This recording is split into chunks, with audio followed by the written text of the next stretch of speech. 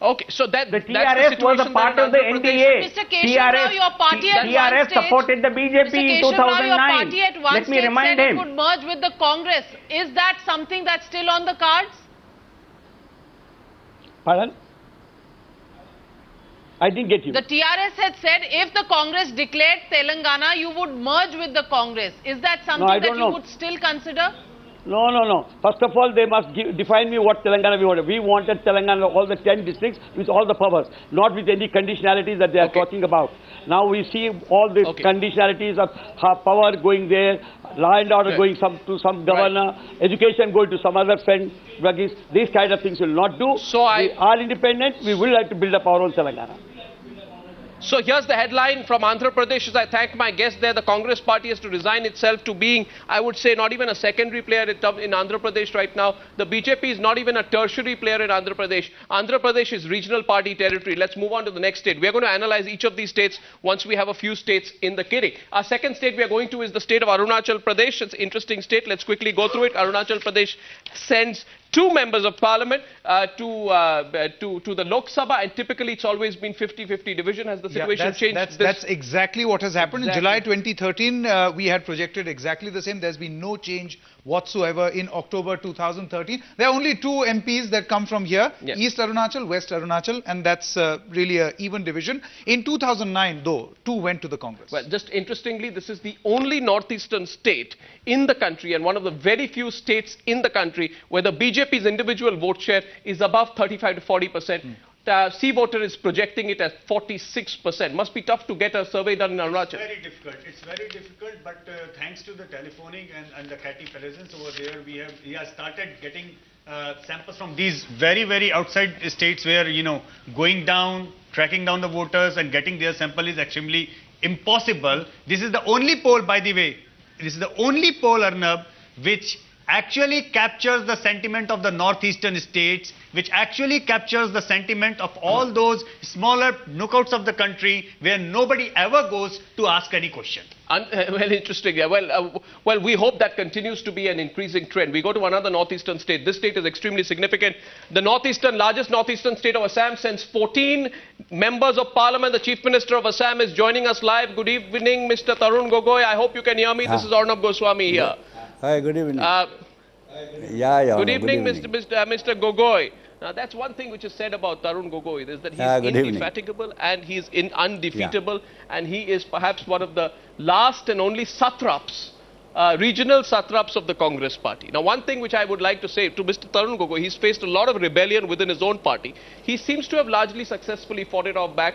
And these are the results, Mr. Tarun Gogoi, from Assam. Total of 14 seats, and Times Now is projecting, let me bring the numbers on the screen right now. We projected 8 out of 14 seats to the Congress in July. The situation changes now. How does it change? Jay and Sanket, why don't you come forward and explain it to our viewers? From July, the Congress was at 8, and in October, the survey that we have done now, it's gone up to 9. So it means Mr. Gogoi has survived Mr. Deshmukh's survey.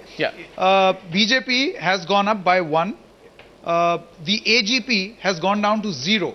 AUDF 1 and BPF at 1. But the bigger success story here is definitely of the Congress party. The real story, Arnab, is that the BJP, pull up the vote share as well? The BJP actually is going to the Vajpayee era vote share, something like 24%, 29%. But the gains are not significant. It's just at 3 seats. It's sort of not able to add more voters on the ground.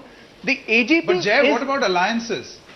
At the national level, we'll be looking at the BJP, perhaps aiming at some sort of an alliance from Assam. Absolutely. Now, in 2004, the alliance between the AGP and the BJP was not additive on the ground. So, together, they got 31% of the vote, yet ended up with only 5 Lok Sabha seats. So, that is a somewhat limiting factor for the BJP here. Huge gain in terms of vote share, but very little to add in terms of seats. Even in terms of alliances, might not add up much. Let's pull out the vote share map of Assam before we put the first question to Tarun Gogoi. And the vote share projection that we are showing in Assam is showing that the BJP actually gets about a fairly significant number. It goes up from 16 to 24%.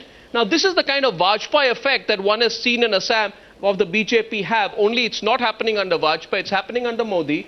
24% and only 3 seats. The BJP is in a position to give a fight. It's the second largest party in Assam. Absolutely. It's in a position to give a fight to the Congress party, but there's something that's going wrong. Perhaps the absence of a local leadership. Now, Tarun Gogoi, you've seen the numbers out there. Are you happy with the numbers we are broadcasting? No, definitely we'll increase our number also. So, in fact, according to my, we will go to 11 even. Because our performance in the last, about 6 months back, the panchayat election was far better than the last time. And even the Guwahati, that municipality corporation election, for the first time, we had secured the highest number of seats, and we got our own majority in even the municipality corporation election. So this is a clear indication that swing is in our favor. So your biggest competition is the BJP? Definitely, because of the AGP, most of the vote share has gone to BJP. So I'm not worried about the BJP because their performance in Assam during the NDA rule was the worst. So that Bajpai performance was better than this performance. Our UPA performance is far more better in tackling the northeastern situation, and particularly in Assam also, in containing insurgency, in the GDP growth also, employment generation also, human development also.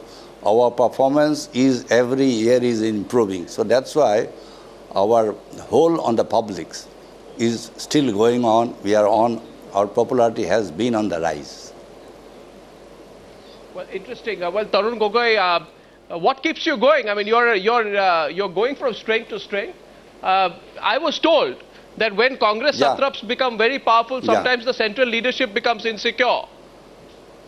What is the secret to your, the way you balanced your political career out? No, balance is only my commitment to our Congress ideology, commitment to serve the poor and downtrodden, employment, younger generation, women. That is the only secret. I don't have any other secrets except my sincerity, commitment to serve the people, and particularly poor, downtrodden. And I know the sentiment of the people, the problem of Assam also. Well, Tarun Gogoi, thank you very much. Thank you very much. That's a big northeastern state of 14 seats in Assam. That's a good news for the Congress party. I don't know how many states they'll continue to have these good news from. Let's go to the key battleground state, and after that we're going to open up to numbers. For our viewers, you want to comment on Assam? Manisha Priyam, go ahead. The others percentage we didn't have, but AUDF is a leader who's being looked up by the Eastern Front leaders as a local Muslim leader. So one new alliance that we could see as a process factor, not as an outcome factor that comes up in the polls. For the Congress. Is for the third front, AUDF, Badruddin. AUDF, according to our survey, we give them we give them 1 seat. According to this survey of Assam, they get 1 seat. They get 1 seat, but the AUDF got 12.6% last time. Yes. It's a conscious decision. It's getting up to 14% right now. In the assembly polls, they were at 16. They would now certainly be edging towards that number. It's about 14% right now. Let's go to Bihar. 40 seats in Bihar. 40 seats in Bihar. Jay, what are you looking at in Bihar this time? What is the big story that needs to be looked at in Bihar? Before I come to you, Jay. Sorry, let's go to Yashwant first. You see, Bihar is a very uniquely placed. Last time when we did the survey, at that point of time, the BJP and the JDU split had happened. And right now, the entire fiasco of Lalu Prasad Yadav's arrest and conviction, that has happened. From a distance, it looks like RJD is finished. Anybody sitting over here and analyzing that. But it is far from the reality. But when was the survey conducted? After he went to jail or before he went to jail? It was in the process when he went to jail. Okay. So it is very much, the period which was conducted, it was very much in. So the thing is... No, he was in jail. He was in jail, of course. Right, so it's more recent. Yeah. So Lalu Yadav is down but not out. And as per our figures, in fact, he is gaining. He might gain from the virtual split of the JDU and BJP. And Bihar is going to witness a very weird, different kind of polarization. The tactical voting of the upper caste and the Yadav votes against the Nitish Kumar mandate. So it is very classy. Nobody would have thought of that Yadavs would be voting for the BJP or the Thakurs would be voting for Lalu Yadav. But Arnav, this survey spells bad news for the Janata Dal United because they come down to 9 and they are a prospective ally of the Congress party. So this is difficult times for the JDU. And for the RJD, perhaps this is, the best time that they can see post whatever, tragedy the family has gone through. See, these are basically the wonders of the first past the post system. One alliance, either the LJP or the Congress switching over to the JDU can change these numbers completely. Yashwant will agree. You see, when I look at this number, and on this I think we have a lot to discuss. Let's actually look at the vote share. The way I'm looking at Bihar is, anybody looking at Bihar will say, if you're looking at it from the JDU perspective or the Congress perspective, you're going to have to become realistic at some point of time. And they'd be saying, do we want to lose and keep it a four-way battle? Or do we want to give ourselves a shot at winning and make it a two-way battle or a three-way battle? Because when you're seeing this is the seat, the total vote share story here is very interesting, because you have 19% of the JDU and massive 8%. gain for BJP. Yes, massive. 8%. The question here is, you have 8% of the Congress party, and how many seats is the Congress party getting? It's getting only one seat. One. And you have 19% of the JDU, maybe. And how many seats are they getting? How many seats are the JDU getting independently? Getting 9. It's getting 9. So they are getting 10 seats between the both of them, right? Yeah. They're getting 10 seats between the both of them. And they have a vote share of 27%. So Manisha Priyam, let's begin with you. The logical thing here would be to have a JDU-Congress alliance. Can that happen? Yeah. Congress is, as we were just talking before the show, the Congress has two suitors. Both LPY and the JDU has been looking for the Congress votes. So this is the time that the Congress should decide either to strike out on its own and get what is technically called the vote share with Mr. Lalu Prasad Yadav.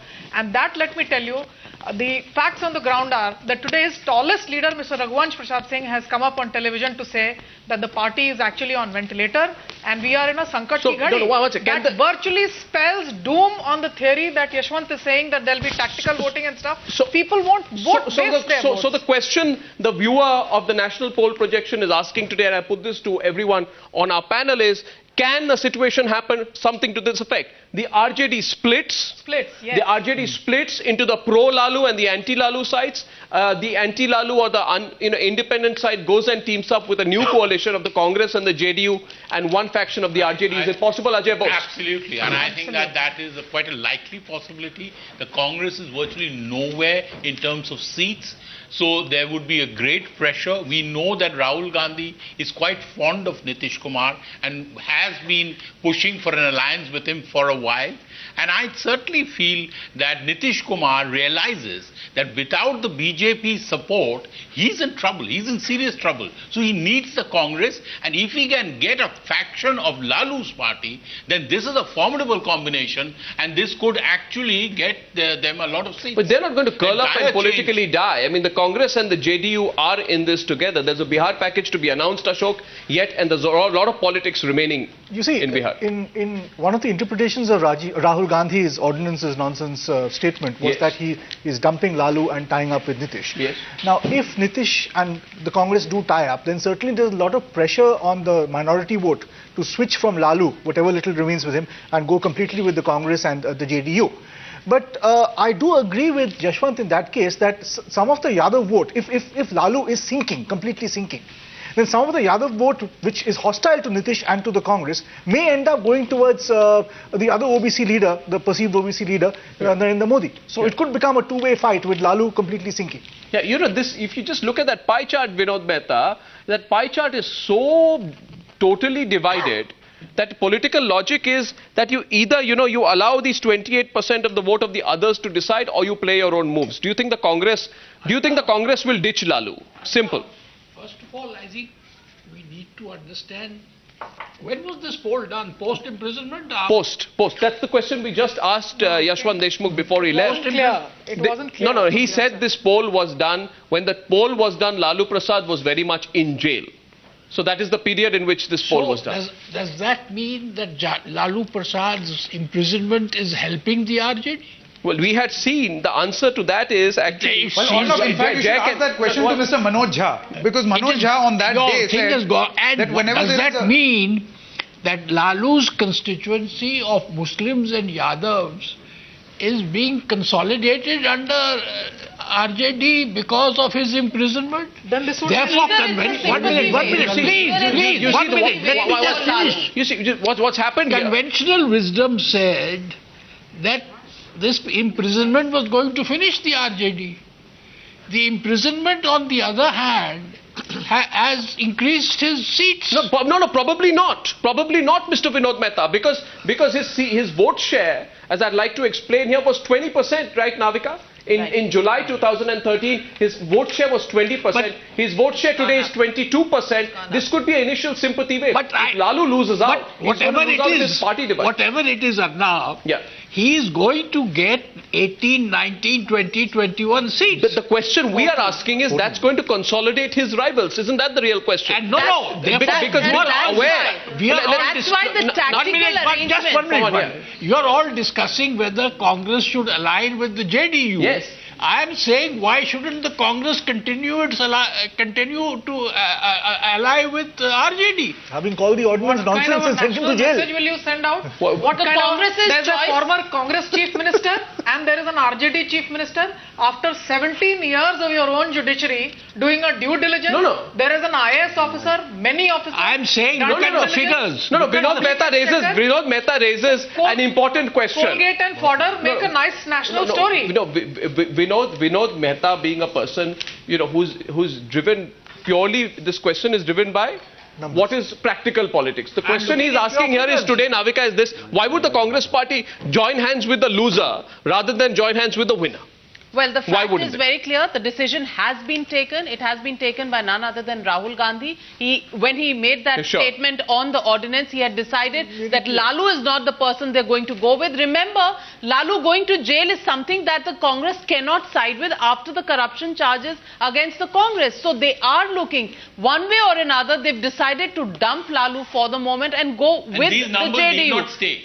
Because and these numbers are only going to strengthen the Congress party to form an alliance to break into Let's get the politicians in. My question, first question to the first politician on the panel, Ragini Nayak of the Congress party. Welcome. The first question which goes across to Kumar Vishwas of the Aam Aadmi party. Welcome. We're coming to you. Delhi is happening in a few minutes. The question here is to you that you are in a situation where you get 14 seats. Which is considerable number of seats. Do you see the possibility of a Congress-JDU alliance denting your growth in Bihar? Those who understand the dynamics of Bihar politics, which is very much governed by the caste dynamics and other things, it's not 1 + 1 is equal to 2. The moment you get 1 + 1, the other may react in the other fashion. In which way? There is a possibility, as Yashwant was saying, that there are certain communities which may vote tactical voting against Nitish Kumar. When Congress and Nitish Kumar joins hands, it may create more sharpness in the tactical voting also. As far as Bihar is concerned, I want to get one inference. In the entire Gangetic plain of UP and Bihar, both the national parties, Congress and BJP, are considered very weak. For the first time in this prominent state, BJP is emerging as a most important #1 party. But you were equally strong in 2009. The figures don't show that. Changed? The change is, in 2009, we were having an alliance with JDU. Now you are projected as 14. Yes, I am saying that in 2009 we were having alliance with JDU. Yes. And that too we are considered a junior partner. Now if on our own we are increasing our tally, increasing our number of vote share, so it means there is a significant change. Which one of these will actually go with you? You will not be able to buy friends from Bihar. Your individual tally may increase. That's what I am saying. For the first time in an important state like Bihar, BJP is emerging on its own and aspiring towards #1. But what this is the most significant change in the last 20 years after the Mandela era. What happens in this kind of a situation, what always happens in this kind of a situation is that there is a consolidation of votes on the other side.